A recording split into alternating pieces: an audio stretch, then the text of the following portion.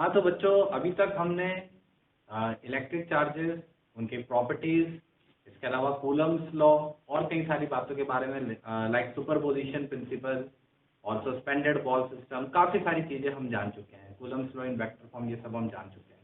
अब इसी में थोड़ा सा आगे बढ़ते हैं और अगला हेडिंग है, इंपॉर्टेंट हेडिंग है, इसको आपको ध्यान से समझना है। नेक्स्ट हेडिंग है electric field and electric field intensity. इसको हम कैपिटल ई वेक्टर से यहाँ रिप्रेजेंट करते हैं। बच्चों, मैंने आपको पहली क्लास में ऐसा बताया था कि स्टैटिक चार्ज अपने आसपास इलेक्ट्रिक फील्ड बनाता है। कई जगह हम इलेक्ट्रिक फील्ड का पहले जिक्र भी कर चुके हैं, मगर अभी हम फिर से बिल्कुल बेसिक लेवल से इलेक्ट्रिक फील्ड क्या होता है और फील्ड की इंटेंसिटी क्या होती है इसके बारे में बात करते हैं। बच्चों, कई बार बच्चों से हम पूछते हैं कि भाई फील्ड का मतलब आपको क्या समझ में आता है, तो बहुत से जवाब देते हैं खेत। और गलती नहीं है, मतलब ऑब्वियस सी बात है, कई लोग फील्ड को खेत से रिलेट करते हैं, मगर यहाँ बच्चों फील्ड का मतलब कोई खेत से लेना देना नहीं है। पहले मैं आपको समझा देता हूँ, फील्ड अलग चीज होती है और फील्ड की इंटेंसिटी एक अलग चीज होती है। फील्ड क्या है, इलेक्ट्रिक फील्ड क्या है? तो इलेक्ट्रिक फील्ड को हम इस तरह से डिफाइन कर सकते हैं कि किसी भी पॉइंट चार्ज के आसपास का वो स्पेस जहां तक उसके कारण इलेक्ट्रिकल इफेक्ट को ऑब्जर्व किया जा सके, वो उसका इलेक्ट्रिक फील्ड कहलाता है। मैं डेफिनेशन रिपीट कर देता हूं, the space around a point charge up to where its electrical effect can be observe is called electric field. जैसे आप देख पा रहे हैं, यहाँ पर एक पॉजिटिव पॉइंट चार्ज है, तो इसके आसपास ये जो मैंने डॉटेड लाइन से एक स्पेयर बनाया है, ये पूरा का पूरा इसके इलेक्ट्रिक फील्ड को यहाँ पे रिप्रेजेंट कर रहा है।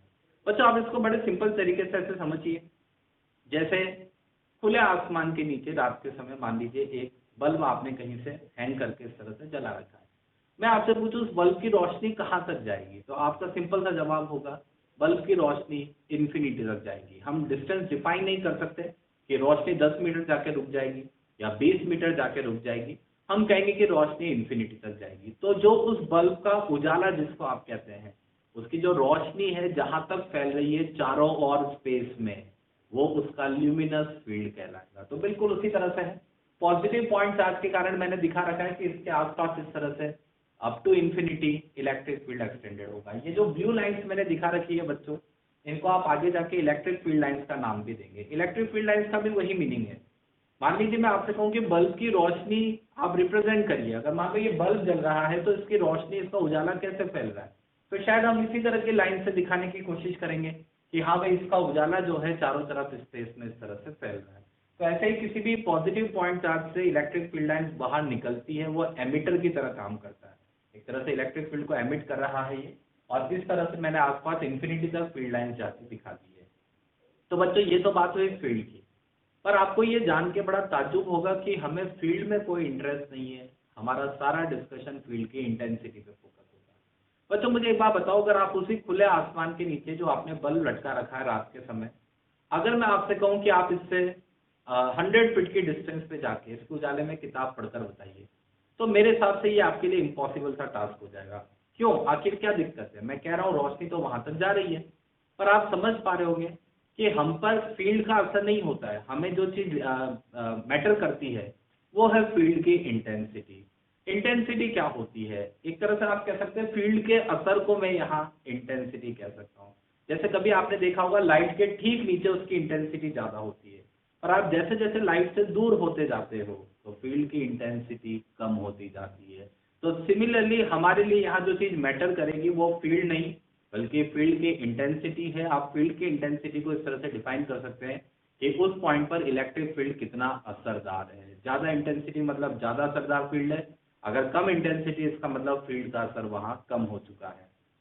अब जैसा आप यहाँ पर देख पा रहे हैं, एंड मेरे हिसाब से ये कुछ शब्द आपने पहले सुन भी रखे होंगे, like gravitational field, gravitational field intensity. तो बिल्कुल उसी तरह की चीज है। अर्थ के सरफेस के आसपास आपने देखा होगा कि फील्ड की इंटेंसिटी ज्यादा मिलती है।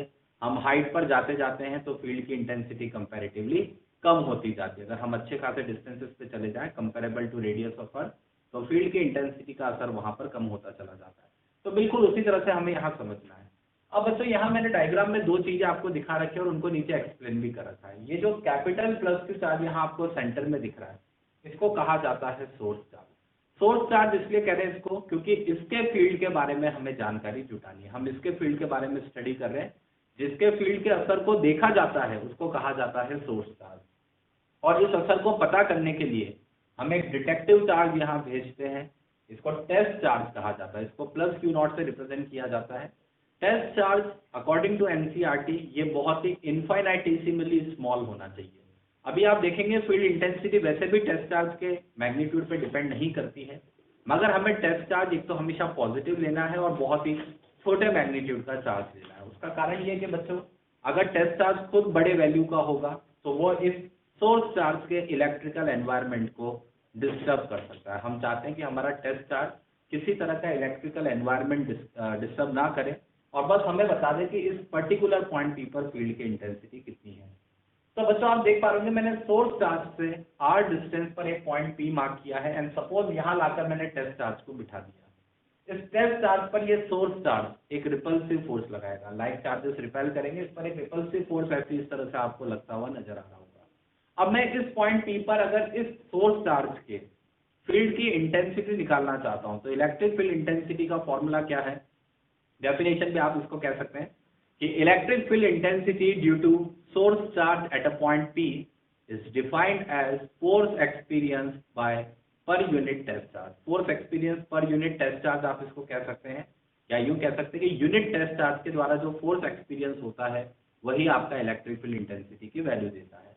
तो एक्सप्रेशन मैंने लिख दिया है, electric field intensity at point P is limit Q not tending to 0 F by Q नॉट। आपको लिमिट से कंफ्यूज नहीं होना है, लिमिट का मतलब बस यहाँ मैंने रेस्ट्रिक्शन लगा दी है कि Q not must be very small charge, जैसा मैंने आपको पहले बोला था। अगर मैं यहाँ कुलम्बिक फोर्स निकालता हूँ F तो वो होती है Q not by R square, और जब आप इसको नीचे Q नॉट से डिवाइड करेंगे तो Q नॉट कैंसिल आउट हो जाएगा। बच्चों मैंने अभी आपको थोड़ी देर पहले ही कहा था कि इलेक्ट्रिक फील्ड इंटेंसिटी की जो वैल्यू है वो टेस्ट चार्ज पे डिपेंड नहीं करती है, आपके सामने कंडीशन है Q नॉट कैंसिल आउट हो जाएंगे। एंड फाइनली यहाँ से हमें इलेक्ट्रिक फील्ड इंटेंसिटी का फॉर्मूला मिलता है, किसी सोर्स चार्ज कैपिटल Q से r डिस्टेंस पर किसी पॉइंट P पर उसके इलेक्ट्रिक फील्ड की इंटेंसिटी होती है KQ बाय R स्क्वायर। और आप देख पा रहे हैं ये intensity inversely proportional R square relationship को फॉलो करे, यानी आप जैसे जैसे इससे दूरी बढ़ाते जाएंगे फील्ड की इंटेंसिटी यहाँ कम होती जाएगी। आगे की कुछ बात और आपको यहाँ समझा देता हूँ। अगर आपसे यही फील्ड इंटेंसिटी वेक्टर फॉर्म में पूछी जाए तो वेक्टर फॉर्म में आप इसको लिखेंगे KQ बाय R स्क्वायर, ये तो मैग्नीट्यूड, और आगे मल्टीप्लाई कर दिया मैंने डायरेक्शन से आर के। बच्चों इस डायग्राम को आप देख पा रहे होंगे, ये जो आपको डायरेक्शंस दिख रही है ब्लू कलर की लाइन, क्या मैं इनको रेडियल डायरेक्शंस कह सकता हूँ? ये रेडियल लाइन से आप इसको रेडियली आउटवर्ड डायरेक्शन कह सकते हो। तो इस समय जिस डायरेक्शन में फोर्स एक्ट करती है उसी डायरेक्शन में इलेक्ट्रिक फील्ड होगा, तो आप इसका वेक्टर फॉर्म लिख सकते हैं KQ by R square R cap. और अगर आप चाहें आर वेक्टर की फॉर्म में इसको इस तरह से लिख सकते हैं, जैसा आपको पता है कि हम यहाँ पर यूनिट वेक्टर कैसे निकालते हैं, vector divided by its magnitude. तो अगर आप आर वेक्टर को नीचे आर से डिवाइड करेंगे तो वो आर और आर स्क्वायर मिलकर आर क्यूब हो जाएगा। तो ये वेक्टर रिप्रेजेंटेशन है जिसको आप अपने वेक्टर के बेसिक नॉलेज की मदद से भी यहाँ पे लिख सकते हैं। अब कुछ इंपॉर्टेंट बातें, नोट की बातें जो हमें यहाँ ध्यान रखनी है। सबसे पहली बात आपको दिखी क्या होगा कि electric field intensity is a vector quantity. बच्चों वेक्टर क्वांटिटी है, इसका मतलब सुपरपोजिशन रूल को फॉलो करेगी। सुपरपोजिशन रूल हम पहले कूलम्बिक फोर्स में भी पढ़ चुके हैं। पहला रूल वही है कि electric field at a point due to any charge is independent of presence of any other charge nearby. किसी पॉइंट पर एक चार्ज के कारण जो इलेक्ट्रिक फील्ड बनेगा उसका बाकी चार्जेस से कोई लेना देना नहीं होगा। और दूसरी बात, किसी पॉइंट पर अगर आपको नेट इलेक्ट्रिक फील्ड इंटेंसिटी निकालनी है तो आप सभी इलेक्ट्रिक फील्ड इंटेंसिटीज का वेक्टर सम करेंगे, वेक्टर सम करके रिजल्टेंट इलेक्ट्रिक फील्ड निकालेंगे। यही आपको यहाँ पे करना है। दूसरी बात कर लेते हैं यूनिट की। तो बच्चों दिख ही रहा है, अगर मैंने इलेक्ट्रिक फील्ड को फोर्स अपॉन चार्ज लिखा है तो इसकी यूनिट बन जाती है यहाँ से न्यूटन पर कूलम। एक यूनिट और है आगे की जिसको मैं अभी बता देता हूँ आपको, वोल्ट पर मीटर। जब कभी आप आगे इलेक्ट्रिक पोटेंशियल पढ़ेंगे वहां हम एक रिलेशन लेकर आएंगे V बराबर ED, तो वहां से हमें ये रिलेशन मिलेगा, मगर अभी के लिए आप इसको ध्यान रख सकते हैं। तीसरी बात, क्या इलेक्ट्रिक फील्ड इंटेंसिटी भी मीडियम पे डिपेंड करती है? तो जवाब है बिल्कुल। जैसा आप देख पा रहे हैं कि अगर मैं वैक्यूम के अंदर चार्ज को रखता हूँ, मान लीजिए सोर्स चार्ज का सराउंडिंग मीडियम अगर वैक्यूम है, तो आप K की वैल्यू 1/4πε0 लिखेंगे और इससे E0 की वैल्यू निकल के आ रही है 1/4πε0 Q bye R square. E0 का मतलब है electric field intensity at point P in vacuum. लेकिन सपोज अगर मैं इस चार्ज का सराउंडिंग मीडियम एक इनफाइनाइट एक्सटेंशन का डाइलेक्ट्रिक लेकर आ जाता हूँ जिसका डाइलेक्ट्रिक कांस्टेंट कैपिटल K है, तो अब मुझे वहीं पर इलेक्ट्रिक फील्ड की इंटेंसिटी सेम चार्ज से सेम डिस्टेंस पर इलेक्ट्रिक फील्ड इंटेंसिटी हो जाएगी 1/4πε0 कैपिटल K Q/r²। और यहाँ से हम समझ पा रहे हैं यानी मीडियम के अंदर फील्ड इंटेंसिटी वैक्यूम की फील्ड इंटेंसिटी अपॉन K हो जाएगी। और जैसा मैं आपको पहले भी बता चुका हूँ, डाइलेक्ट्रिक कांस्टेंट की वैल्यू हमेशा 1 से ज़्यादा होती है, 1 के बराबर होती है वैक्यूम के लिए। तो ऐसे में आपको किसी भी मीडियम में जो इंटेंसिटी मिलेगी, डाइलेक्ट्रिक मीडियम में जो इंटेंसिटी मिलेगी, वो वैक्यूम के कंपैरिजन में हमेशा कम मिलेगी। यानी अगर आपको किसी पॉइंट चार्ज से पर्टिकुलर डिस्टेंस पर मैक्सिमम इलेक्ट्रिक फील्ड की इंटेंसिटी ऑब्टेन करनी है, तो आपको सराउंडिंग मीडियम वहाँ वैक्यूम लेकर चलना होगा। आगे की बात बच्चों, ये हम न्यूट्रल पॉइंट में भी समझ चुके थे, मैंने आपको न्यूट्रल पॉइंट में भी इसको बताया था। मैं एक बार फिर से सारी बात आपको समझा देता हूँ, इंपॉर्टेंट पॉइंट है, ध्यान से सुनिएगा। सपोज पॉजिटिव पॉइंट चार्ज के कारण इलेक्ट्रिक फील्ड इंटेंसिटी की हमें डायरेक्शन पता करनी है। तो बच्चों जैसा आपने देखा, ये वेक्टर फॉर्मूला है, मैंने आपको बोला है किसी भी वेक्टर फॉर्मूले में हम चार्ज को विद साइन लेते हैं। अगर मैं यहाँ Q को विद साइन +Q रखता हूँ तो इससे आर कैप की डायरेक्शन पे कोई असर नहीं आएगा। तो पॉजिटिव चार्ज के लिए आपका EP वेक्टर हो जाएगा वही KQ/r² and direction will be R cap. यानी आप ये कह सकते हैं कि पॉजिटिव पॉइंट चार्ज की वजह से किसी पॉइंट P पर electric field intensity is in radially outward direction. हम इस डायरेक्शन को क्या कहेंगे बच्चों? रेडियली आउटवर्ड डायरेक्शन, यानी अवे फ्रॉम चार्ज। आप इसको ऐसे भी ध्यान रख सकते हैं, पॉजिटिव पॉइंट चार्ज के कारण इलेक्ट्रिक फील्ड कैसा होगा? तो जवाब है अवे फ्रॉम चार्ज। चार्ज को पॉइंट P से मिलाने वाली लाइन पर चार्ज से दूर की ओर आप इस इलेक्ट्रिक फील्ड इंटेंसिटी वेक्टर को दिखाएंगे। मैग्नीट्यूड आपका KQ/r² रहेगा, जो मैंने बता दिया। बट सपोज ये पॉजिटिव की जगह नेगेटिव पॉइंट चार्ज होता, तो वही बात जो आपने फॉर्मूला यहाँ लिखा है वेक्टर वाला, अगर मैं इसमें चार्ज को विद साइन रखता हूँ तो K - Q/r² R cap, and ये माइनस का साइन वहां जाकर डायरेक्शन को माइनस आर कैप कर देगा। यानी आर डिस्टेंस पर पॉइंट P पर मैग्नीट्यूड में इलेक्ट्रिक फील्ड में कोई फर्क नहीं आएगा। मैग्नीट्यूड में अभी भी आपका फील्ड वही KQ/r² रहेगा, मगर डायरेक्शन इस बार हो जाएगी minus R cap. Minus R cap का मतलब है रेडियली इनवर्ड डायरेक्शन। आप चाहें तो यहाँ समझ सकते हैं रेडियली इनवर्ड का मतलब होगा टुवर्ड्स द चार्ज, और वही चीज हमने यहाँ दिखा भी रखी है। नेगेटिव पॉइंट चार्ज के कारण अगर आपको फील्ड इंटेंसिटी निकालनी है तो आप डायरेक्शन किधर दिखाएंगे? Towards the charge. Magnitude same रहेगा KQ/r², बट डायरेक्शन हो जाएगी टुवर्ड्स द चार्ज। तो बड़ी सिंपल सी बात है बच्चों, इसको अच्छे से ध्यान रखना है, सभी न्यूमेरिकल में आपको इसकी जरूरत पड़ेगी। पॉजिटिव पॉइंट चार्ज के कारण फील्ड KQ/r² और डायरेक्शन किधर दिखानी है आपको? Away from charge. Negative point charge के कारण फील्ड मैग्नीट्यूड में वही KQ/r², मगर डायरेक्शन किधर दिखानी है आपको? Towards the charge. इतनी सी बात आपको ध्यान में रखनी है।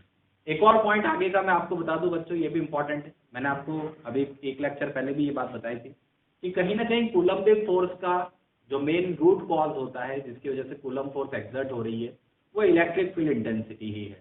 Q1 पर जो Q2 के कारण फोर्स लगती है, दरअसल वो Q2 के कारण जो Q1 पर इलेक्ट्रिक फील्ड बनता है, उसके कारण वो फोर्स लगती है। सिमिलरली Q2 पर जो फोर्स लग रही है, वो Q2 की पोजीशन पर Q1 के कारण जो इलेक्ट्रिक फील्ड बनता है, उसके कारण वो फोर्स लगती है।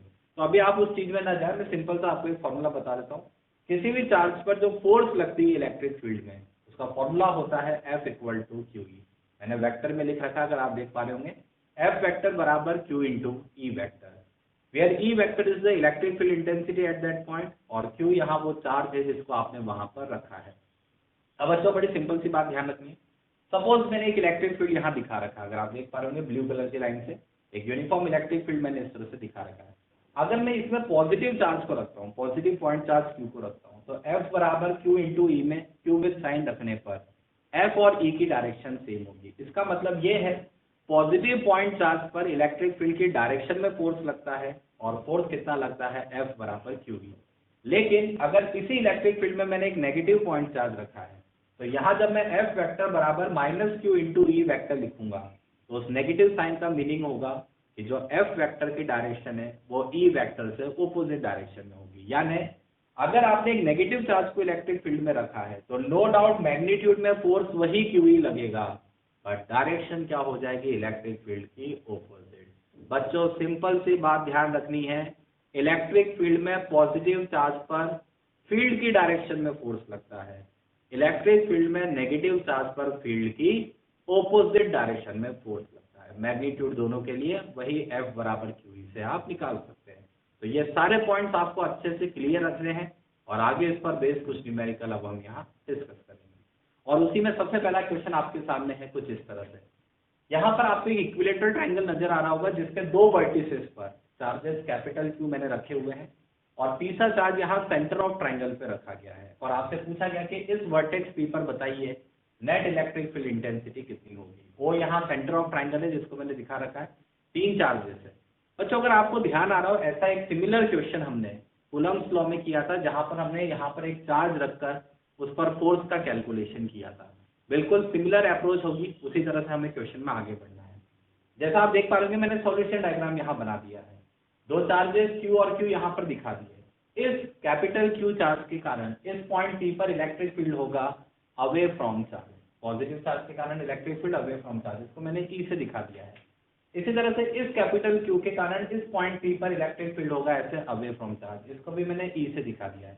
बच्चों दोनों को E से इसलिए दिखाया क्योंकि मैग्नीट्यूड में ये दोनों फील्ड बराबर होंगे KQ अपॉन A स्क्वायर के बराबर। मगर अब जो सेंटर पे एक चार्ज रखा हुआ है वो भी अपना एक इलेक्ट्रिक फील्ड एक्सर्ट करेगा और उस इलेक्ट्रिक फील्ड को मैंने यहाँ अवे फ्रॉम चार्ज E' से दिखा दिया है। अब अकॉर्डिंग टू सुपरपोजिशन रूल अगर आपको पॉइंट P पर नेट इलेक्ट्रिक फील्ड निकालना है तो आपको इन तीनों इलेक्ट्रिक फील्ड इंटेंसिटी का वेक्टर सम करना है, यानी कि रिजल्टेंट करना है। बच्चों जैसा आप देख पा रहे होंगे कि क्योंकि ये इक्विलेटरल ट्राइंगल है तो अगर ये एंगल 60 है तो ये एंगल भी 60 है, यानी E और E के बीच का हमारा एंगल हो जाएगा 60 डिग्री। E' निकालने के लिए मुझे आंसर सब A के टर्म में लेना है क्योंकि क्वेश्चन में आपको साइड लेंथ A दी गई है, तो आपको ये जो डिस्टेंस होगा यहाँ से यहाँ का डिस्टेंस R, इसको A से रिलेट करना है। तो इसको हम आसानी से ज्योमेट्री से रिलेट कर सकते हैं बच्चों। अगर हम यहाँ ये 90 डिग्री एंगल इस तरह से ड्रॉ कर दें, परपेंडिकुलर ड्रॉ कर देते हैं, तो ये डिस्टेंस A/2 है, ये R है और ये एंगल 30 डिग्री हो जाएगा। एंगल बाइसेक्टर हमने यहाँ पर इसको दिखा दिया है। अगर आप इस राइट एंगल ट्राइंगल के अंदर cos थीटा लगाते हैं तो cos 30 बराबर होगा बेस अपॉन हाइपोटेनस यानी A/2 अपॉन R, और यहाँ से अगर आप R की वैल्यू A की टर्म में लेकर आएंगे तो R बराबर हो जाएगा A/√3। अब हमें R की वैल्यू A के टर्म्स में मिल चुकी है और अब हमें नेट इलेक्ट्रिक फील्ड निकालना है पॉइंट P पर। तो पॉइंट P पर नेट इलेक्ट्रिक फील्ड क्या होगा, E' प्लस इन दोनों E का रिजल्टेंट। बच्चों मैंने कल भी आपको बताया था कि जब दो इक्वल वेक्टर्स एक दूसरे से थीटा एंगल पर एक्ट करते हैं तो उनका रिजल्टेंट आप 2A cos θ/2 इस तरह से निकालते हैं। तो सेम प्रोसेस यहाँ करेंगे, इन दोनों का रिजल्टेंट होगा 2E cos θ/2 यानी cos 60/2। 60/2 को मैंने 30 डिग्री डायरेक्टली लिख दिया है, तो आपका रिजल्टेंट 2E cos 30 डिग्री होगा। और जैसा आप समझ पा रहे होंगे इक्वल वेक्टर्स है तो रिजल्टेंट ठीक उनके बीचों बीच होगा, यानी वो रिजल्टेंट E' के साथ 0 डिग्री एंगल पर होगा। अगर E' का और 2E cos 30 वाला जो वेक्टर बन रहा है उनके बीच का एंगल 0 डिग्री है तो इनके मैग्नीट्यूड सिंपली एड अप हो जाएंगे, जैसे आपको यहाँ दिख रहा होगा। अब मैं E' की वैल्यू रख देता हूँ, तो E' की वैल्यू होगी KQ अपॉन R², जहाँ R की जगह मैंने लिख दिया है A/√3 का होल स्क्वायर, और 2 की जगह 2, E की वैल्यू है KQ/A² एंड cos 30 डिग्री की वैल्यू आपने यहाँ √3/2 रख दी है। 2 से 2 कैंसिल हो जाएगा, KQ/A² बाहर कॉमन आ जाएगा एंड फाइनली आप P पॉइंट पर नेट इलेक्ट्रिक फील्ड लिख सकते हैं KQ/A² ब्रैकेट 3 + √3। तो बड़ा बेसिक सा क्वेश्चन था और आपको इस तरह के क्वेश्चन बहुत अच्छे से करना आना चाहिए। और बच्चों यही चीज आपको समझनी है, जैसे हमने सभी क्वेश्चन कूलम फोर्स के किए हैं सेम टू सेम वैसे ही सभी क्वेश्चन इलेक्ट्रिक फील्ड के होंगे। यानी आप किसी भी क्वेश्चन को फील्ड से भी कर सकते हैं, इलेक्ट्रिक फील्ड से भी कर सकते हैं, और आप चाहें तो उसको फोर्स से भी कर सकते हैं, क्योंकि मैं पहले भी बोल चुका हूँ कि कूलम फोर्स का रूट कॉज इलेक्ट्रिक फील्ड ही होता है। अब इसी में आगे बढ़ते हैं, एक और आपको क्वेश्चन समझाते, सिंपल सा क्वेश्चन, आप इसको ट्राई भी कर सकते हैं। इस बार हम ट्राइंगल की जगह स्क्वायर का केस ले लेते हैं। एक स्क्वायर है जिसके 3 वर्टिसेस पर इक्वल चार्ज कैपिटल Q रखे हैं। आपसे पूछा जा रहा है कि बताइए चौथे वर्टेक्स पर नेट इलेक्ट्रिक फील्ड कितना होगा। बिल्कुल सेम अप्रोच करनी है बच्चों। इस पॉइंट P पर बाकी के 3 चार्जेस के इलेक्ट्रिक फील्ड हमें देखने हैं। तो इस चार्ज का फील्ड होगा अवे फ्रॉम चार्ज इधर की ओर, इस वाले का इलेक्ट्रिक फील्ड होगा अवे फ्रॉम चार्ज इधर की ओर। ये दोनों फील्ड मैग्नीट्यूड में बराबर होंगे KQ/A², लेकिन इस वाले का क्योंकि डिस्टेंस बदल गया है, √2 है, डायगोनल के बराबर ये लेंथ हो गई है डिस्टेंस यहाँ, तो इसके इलेक्ट्रिक फील्ड को मैंने E' लिख दिया। बच्चों कल की तरह आपने ऐसा क्वेश्चन वहां पे भी देखा था। नेट फील्ड की बात करी जाए तो E और E के बीच का एंगल 90 डिग्री है, तो रिजल्टेंट होगा √2E, और वो √2E का फील्ड E' के साथ 0 डिग्री का एंगल बना रहा होगा। नतीजा नेट इलेक्ट्रिक फील्ड आप सीधे सीधे निकाल सकते हैं E' प्लस √2E से। E' इस वाले चार्ज के फील्ड को कहा है, इसका मैग्नीट्यूड होगा KQ अपॉन √2A का होल स्क्वायर। √2 की जगह √2 और ई की जगह मैंने वैल्यू रख दी है KQ/A²। ये सारा सब्स्टिट्यूशन करके जब आप सॉल्व करेंगे तो नेट इलेक्ट्रिक फील्ड आ जाएगा KQ/A² 1/2 प्लस √2 के बराबर। सिंपल सा क्वेश्चन है, आपको सब स्टेप खुद से समझते हुए अच्छी तरह से इसको क्लियर करना है। अब बच्चों आगे बढ़ते हैं इसमें। ये क्वेश्चन बड़ा ही दमदार क्वेश्चन है, आपको बिल्कुल अपना कॉन्सेप्ट क्लियर करना बड़ा आसान भी है, मगर एक बार आप इसको बड़े ध्यान से सुने। एक रेगुलर हेक्सागन है, हेक्सागन आप समझ पा रहे होंगे, रेगुलर हेक्सागन 6 साइड्स का बाउंडेड फिगर है, सभी साइड्स यहाँ पर लेंथ में बराबर है, जिसको मैंने ए से दिखा रखा है। ABCDEF मैंने इसको नाम दे रखा है और इसके 5 कॉर्नर्स पे, एक कॉर्नर छोड़कर, ए वाले कॉर्नर को छोड़कर बाकी के 5 कॉर्नर्स पे चार्जेस रखे गए हैं, +5Q, -Q, +Q, +3Q and +Q। Question में आपसे 2 बातें पूछी गई है। फर्स्ट पार्ट में आपसे पूछा है कि आपको नेट इलेक्ट्रिक फील्ड इंटेंसिटी बतानी है एट सेंटर, मैंने वेक्टर लगाया, यानी आपको विद मैग्नीट्यूड एंड डायरेक्शन दोनों चीजें बतानी है। और दूसरी बात कि अगर मैं इस सेंटर पे ले जाकर अगर किसी इलेक्ट्रॉन को रख दूं तो आपको बताना है कि उस पर फोर्स कितना लगेगा, मैग्नीट्यूड प्लस डायरेक्शन दोनों चीजें हम यहाँ पे बताएंगे। बच्चों डायग्राम आपके सामने मैंने यहाँ क्रिएट कर दिया है दोबारा से। आप रेगुलर हेक्सागन के बारे में बेसिक सी बातें जानते होंगे। पहली बात ये कि रेगुलर हेक्सागन के केस में सेंटर से किसी एक वर्टेक्स की दूरी ए के बराबर ही होगी, यानी साइड लेंथ के बराबर ही होगी, तो हमें यहाँ आर की वैल्यू निकालने की जरूरत नहीं है। यहाँ हमारा सेंटर से वर्टेक्स की डिस्टेंस जो है वो ए के बराबर आ जाएगा।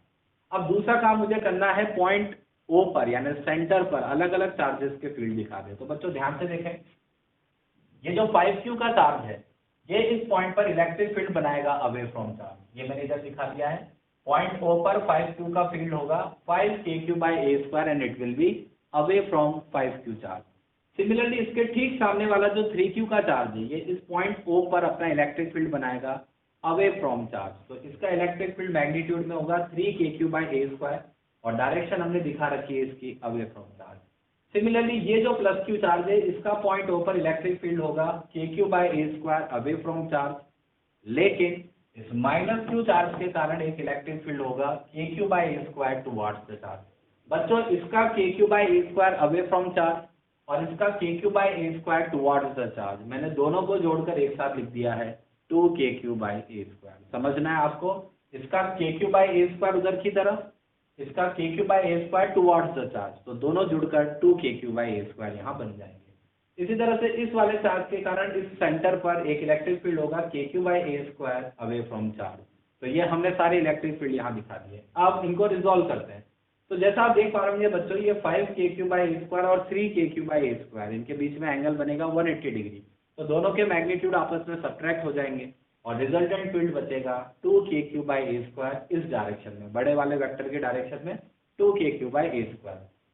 अब हमारे पास 3 फील्ड बचे, 2KQ/A², 2KQ/A² और इधर KQ/A²। बच्चों रेगुलर हेक्सागन में ये सभी एंगल जो यहाँ बनते हैं ये 60 डिग्री के एंगल बनते हैं। तो अब आप समझ पा रहे हैं कि यहाँ और इस वाले के बीच में, यहाँ से यहाँ तक का एंगल होगा 120 डिग्री।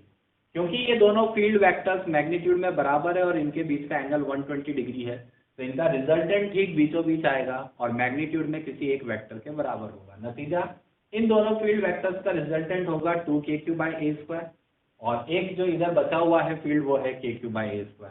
अब आप देख पा रहे हैं कि ये दोनों फील्ड वेक्टर्स जो है एक दूसरे से 180 डिग्री के एंगल पर है, तो ये दोनों एक दूसरे में से मैग्नीट्यूड में सब्ट्रैक्ट हो जाएंगे एंड फाइनली आपका जो इलेक्ट्रिक फील्ड बचेगा दैट विल बी KQ/A², दोनों माइनस करने के बाद।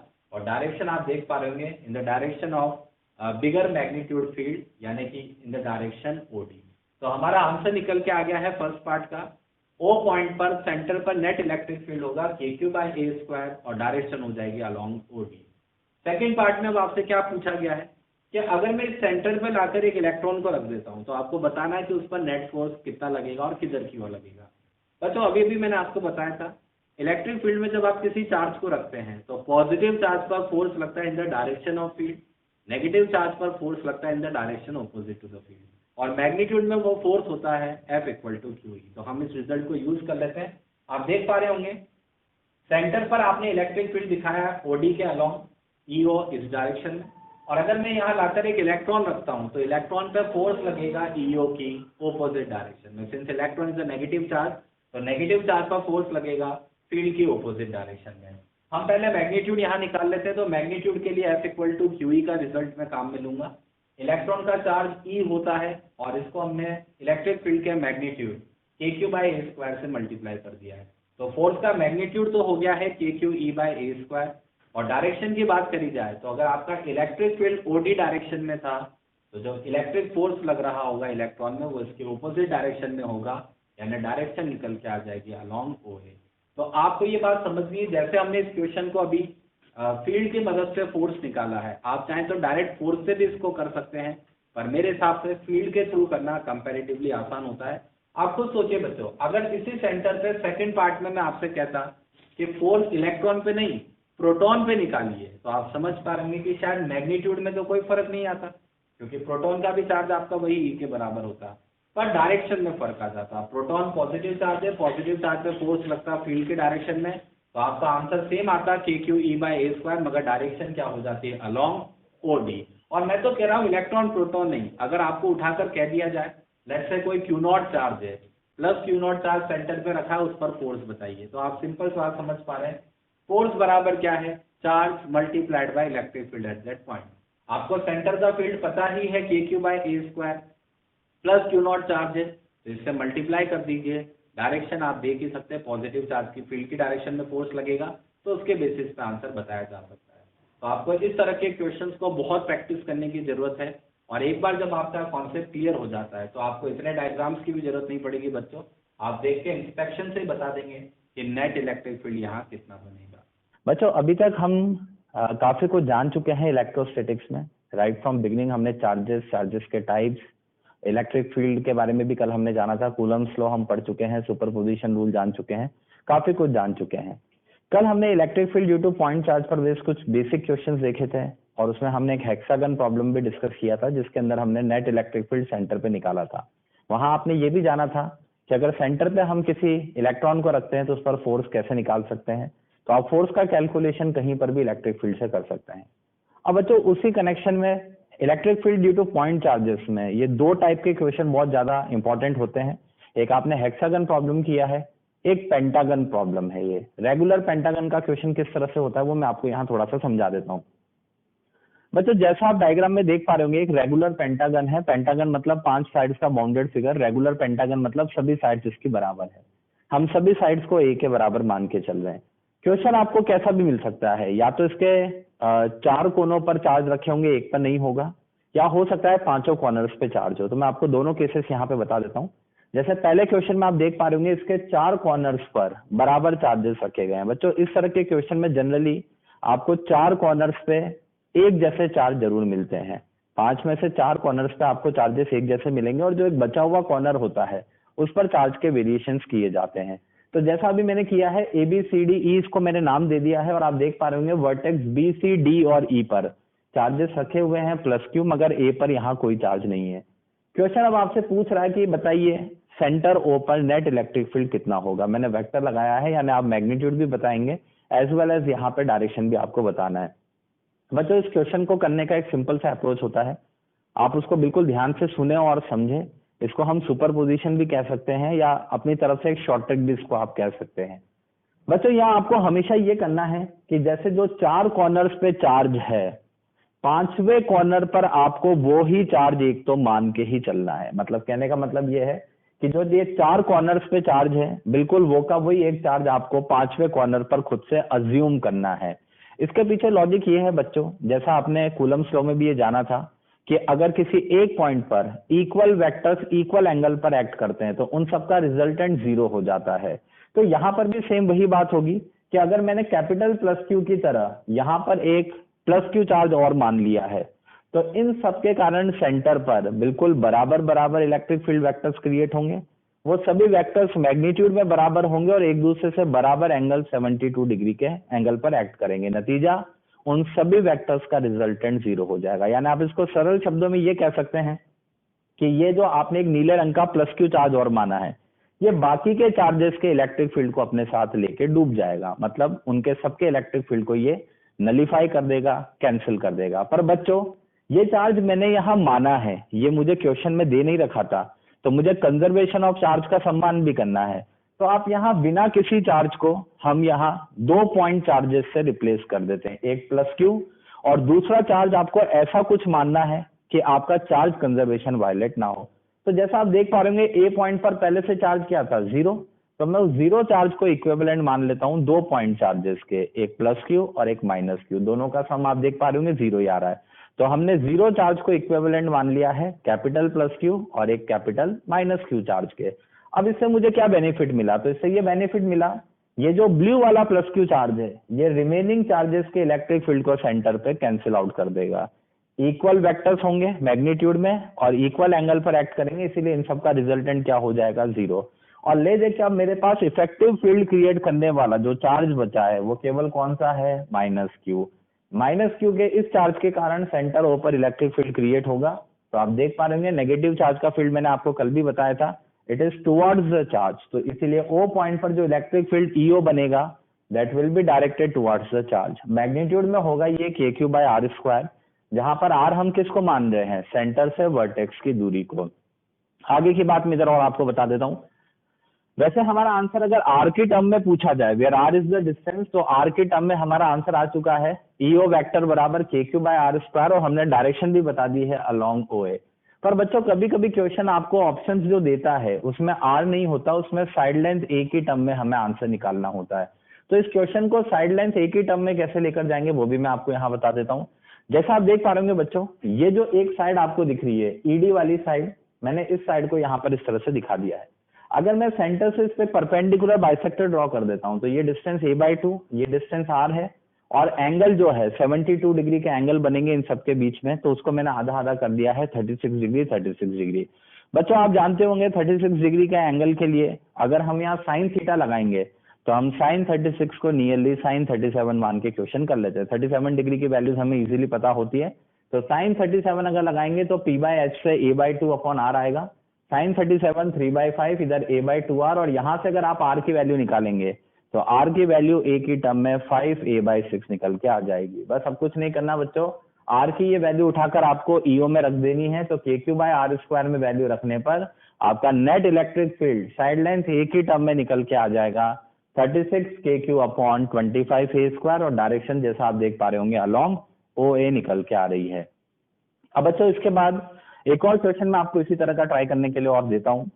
फिर से हमने एक रेगुलर पेंटागन का एग्जांपल लिया है, 4 कॉर्नर्स पर इक्वल चार्जेस है, वही कैपिटल प्लस क्यू, पर इस बार 5वें कॉर्नर पर, पिछली बार के क्वेश्चन में आपने देखा था 5वें कॉर्नर पे कोई चार्ज नहीं था, इस बार 5वें कॉर्नर पे भी चार्ज है मगर माइनस क्यू। अब आपसे पूछा जा रहा है फिर से क्वेश्चन में वही कि आप नेट इलेक्ट्रिक फील्ड बताइए। मैं यहाँ लिख देता हूँ, क्वेश्चन हमारा वही चल रहा है, हमें बताना है कि नेट इलेक्ट्रिक फील्ड सेंटर पे कितना होगा, magnitude as well as direction दोनों चीजें हम यहाँ पर बताएंगे। तो आप इस क्वेश्चन को 1 मिनट के लिए ट्राई जरूर करें, चाहें तो पॉज करके अपनी स्क्रीन को, और फिर मैं इसका सॉल्यूशन आगे आपको डिस्कस करके बता देता हूँ। चलो बच्चों अब आगे की बात अपन यहाँ कर लेते हैं। इस क्वेश्चन को भी हमें बिल्कुल उसी तरह से सॉल्व करना है। जैसा आप देख पा रहे होंगे 4 कॉर्नर्स पे प्लस क्यू चार्ज है। मैंने अभी आपको बताया कि जो 5वां कॉर्नर होगा वहां पर आपको एग्जैक्टली उतना एक चार्ज तो मानना ही मानना है, तो मैंने एक प्लस क्यू चार्ज यहाँ अपनी तरफ से अज्यूम कर लिया है, और रिमेनिंग दूसरा चार्ज मुझे कुछ ऐसा मानना है कि कंजर्वेशन ऑफ चार्ज का वायलेशन ना हो। तो यहाँ पर आपका नेट चार्ज था माइनस क्यू। अब अगर मैंने एक चार्ज प्लस क्यू माना है तो जब मैं दूसरा चार्ज -2Q मानूंगा तभी कहीं जाकर इन दोनों का सम टोटल माइनस क्यू आ पाएगा। आप देख पा रहे होंगे -2Q और प्लस क्यू मिलके कितना हो जाएगा, माइनस क्यू। तो यानी हम इस माइनस क्यू के सिंगल पॉइंट चार्ज को इक्विवेलेंट मान रहे हैं 2 पॉइंट चार्जेस के, एक पॉइंट चार्ज प्लस क्यू और एक पॉइंट चार्ज -2Q। पिछले क्वेश्चन की तरह सारा प्रोसेस सेम होगा। ये एक plus Q charge remaining 4 charges के इलेक्ट्रिक फील्ड को सेंटर पे बैलेंस कर देगा, कैंसिल कर देगा, नलीफाई कर देगा, और ले देखिए हमारा इलेक्ट्रिक फील्ड जो है, इफेक्टिव इलेक्ट्रिक फील्ड जो क्रिएट होगा वो केवल इस -2Q के पॉइंट चार्ज के कारण होगा। -2Q की सेंटर से डिस्टेंस वही R मान लेते हैं, EO की डायरेक्शन फिर से टुवर्ड्स नेगेटिव चार्ज होगी। मैग्नीट्यूड की बात करी जाए तो मैग्नीट्यूड होगा K2Q/R²। डायरेक्शन की बात करी जाए तो एक बार फिर से हम पिछले क्वेश्चन की तरह इसको कह सकते हैं अलोंग OA। तो बहुत सिंपल से क्वेश्चन होते हैं बच्चों। अभी इन दोनों क्वेश्चन में मान लीजिए आपसे पूछा जाए कि बताइए what is the force exerted over proton placed at centre. अगर मैं यहाँ सेंटर पे प्रोटॉन रख देता इस क्वेश्चन में और आपसे फोर्स पूछा जाता तो शायद आप ये भी जानते होंगे, कल ही हमने इस तरह का क्वेश्चन किया था, हम F = Q ही लगा देंगे। तो अगर प्रोटॉन रखा होगा यहाँ सेंटर पे और मैं उसमें फोर्स निकाल रहा हूँ, तो फोर्स का मैग्नीट्यूड क्या हो जाएगा बच्चों, 2kq/E/r², जहाँ E इलेक्ट्रॉनिक चार्ज वाला है, प्रोटॉन का जो चार्ज होता है, और डायरेक्शन वही होगी अलोंग OA, क्योंकि प्रोटॉन पॉजिटिव चार्ज है तो उस पर फोर्स लगेगा फील्ड की डायरेक्शन में। तो अगर आपसे सर से फोर्स वगैरह भी पूछी जाए तो आप इलेक्ट्रिक फील्ड निकाल लीजिए और फिर F = QE लगा के क्वेश्चन को कर सकते हैं। तो ये पेंटागन प्रॉब्लम है बच्चों, इसको आपको अच्छे से समझना है। जनरली आपको इस तरह के क्वेश्चन में 4 कॉर्नर्स पर एक जैसा ही चार्ज मिलेगा और पेंटागन का स्पेशल केस होता है, ये आसानी से हमें पहचान में आ जाता है। अब आगे की बात करते हैं बच्चों अगले क्वेश्चन में। नेक्स्ट क्वेश्चन आपको मैंने यहाँ डायग्रामेटिकली थोड़ा सा समझा रखा है। 2 पॉइंट चार्जेस है +Q ईच, और इनको x एक्सिस पर 2 पॉइंट पर फिक्स किया गया है, a,0 और -a,0, और एक पॉइंट P मैंने मार्क कर रखा है y एक्सिस पर, जिसके मैंने कोऑर्डिनेट आपको दे रखे हैं 0,y, यानी ये डिस्टेंस जो है ये y के बराबर है, ये डिस्टेंस a के बराबर है और ये डिस्टेंस भी a के बराबर है।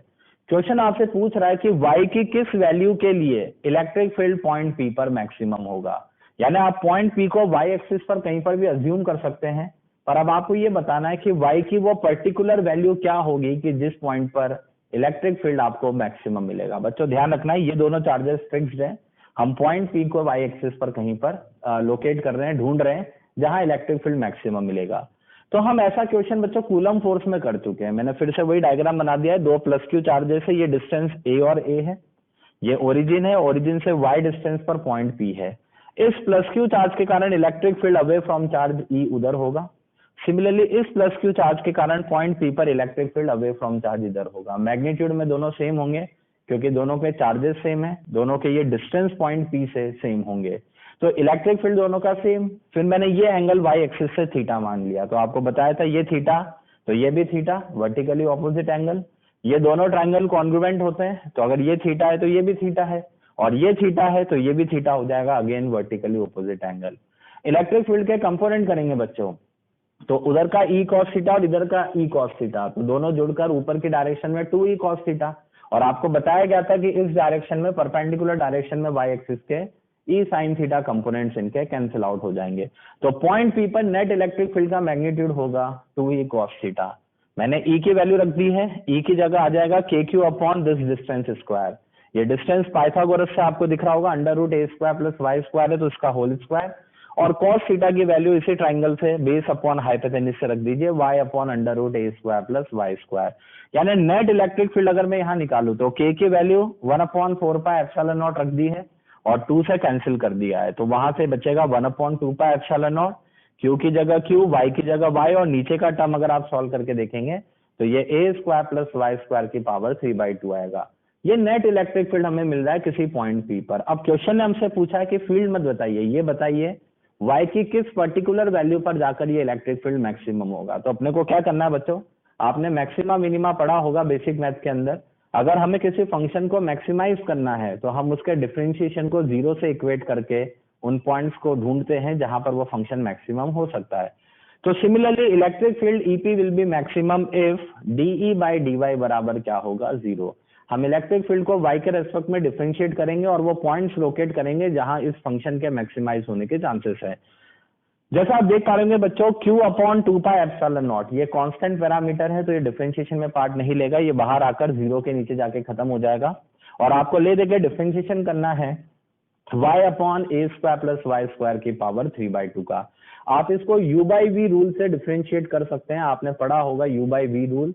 अगर आप d/dx ऑफ u/v करते हैं तो आपका फॉर्मूला बनता है v du/dx minus u dv/dx upon v²। इस तरह का आप इक्वेशन यूज कर चुके हैं, तो आप इसमें बेसिक मैथ का वो अप्रोच अप्लाई करें, इसको सॉल्व करके देखिए और इसको 0 से इक्वेट करें, और जब आप इसको 0 से इक्वेट करके सॉल्व करेंगे तो आपको यहाँ से y की वैल्यू मिलेगी ±a/√2। प्लस माइनस का मतलब ये है y एक्सिस पर ऊपर की तरफ a/√2 डिस्टेंस पे चले जाएं, या माइनस y एक्सिस पर नीचे की तरफ a/√2 डिस्टेंस पर चले जाएं। इन दोनों पॉइंट्स पर इलेक्ट्रिक फील्ड की वैल्यू आपको मैक्सिमम मिल रही होगी।